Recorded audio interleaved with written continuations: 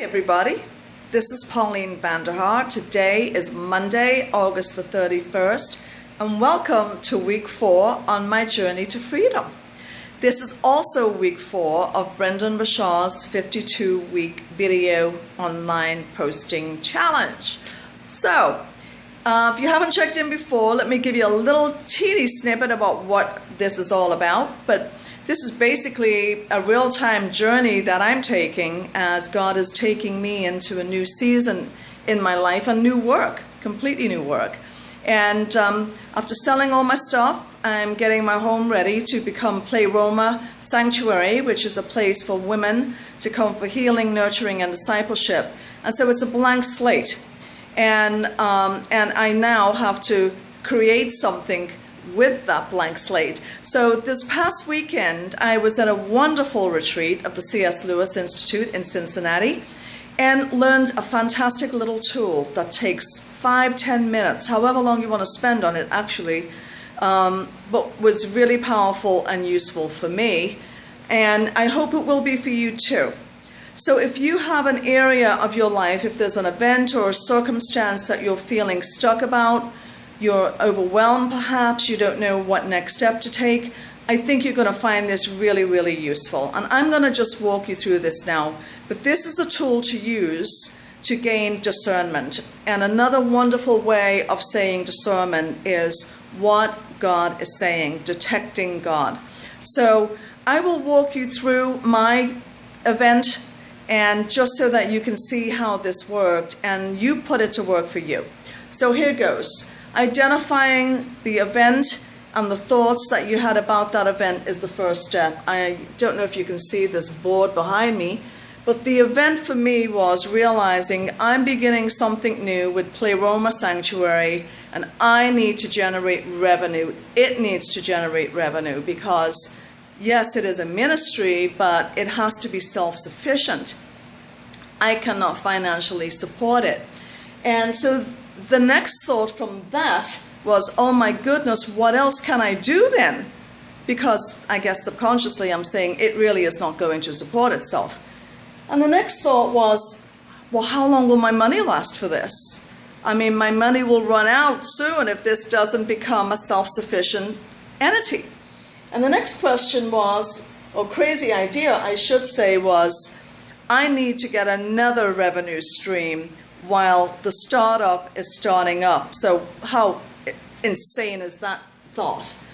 So behind these thoughts were some emotions that came up for me. And the first one was the needing to generate revenue, panic.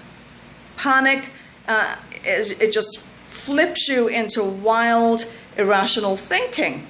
And that's what happened, was a series of wild, irrational thinking that went from panic to what else can I do? Now I'm being scattered. I'm not focused on the issue at hand. I'm thinking beyond into yet another startup, into other ways that I can scatter my energy. And then from that came more panic and constriction when I'm thinking about, my gosh, how long is my money going to last for this before it has to really have its own legs? Now I'm starting to feel very just afraid and frozen in fear, actually. And then from this, I went to, I need to get another revenue stream. Well, insane idea, more scattered thinking, more worry, more anxiety. So then we come to reframing. And what is God saying to you about the situation? And for me, on the first question, needing to generate revenue, feeling panicked about that, God is saying to me clearly, you don't focus on money. Money is not your source. I am. You put your attention on being of service and creating value for other people. So shift your focus.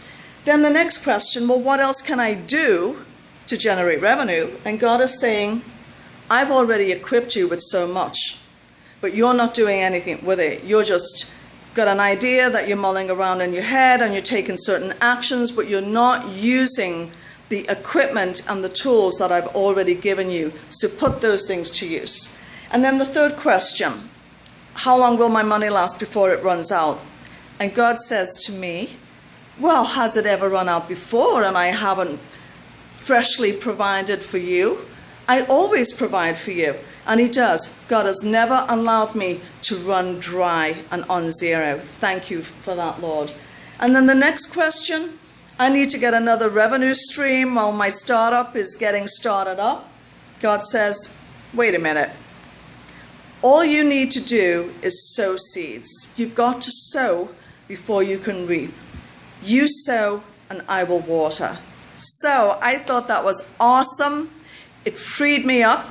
It took me out of that place of fear and discouragement to now being encouraged and having a clear mind that I can now actually take the practical steps, the next steps that need to happen to move this forward. So my takeaway and my challenge for you this week, if you have an area in your life, an issue or an event that you're overwhelmed by, that you're in fear of, or that you're stuck in, use this little tool of discernment to ask, what is God saying to you?